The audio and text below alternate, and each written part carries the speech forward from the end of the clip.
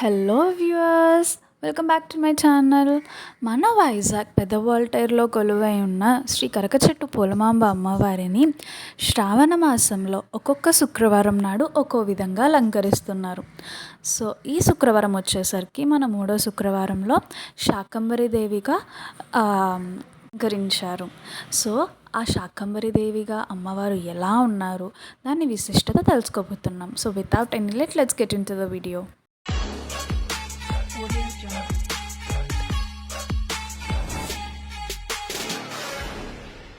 భక్తులకు నమస్సుమాంజలు.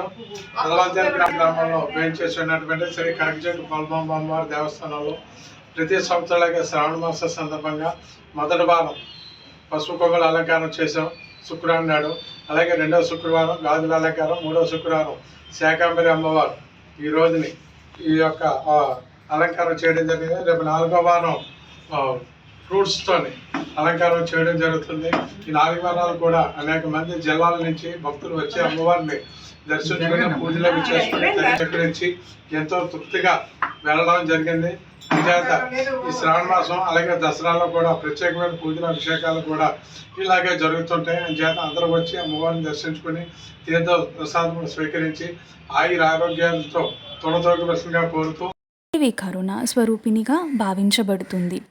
ఈ దర్శనంలో దేవిని కూరగాయల వంటి సాత్విక భోజనాలతో పూజించడం ద్వారా ఆరోగ్యం, శాంతి మరియు సంకష్ట నివారణ కలుగుతుందని విశ్వసిస్తారు.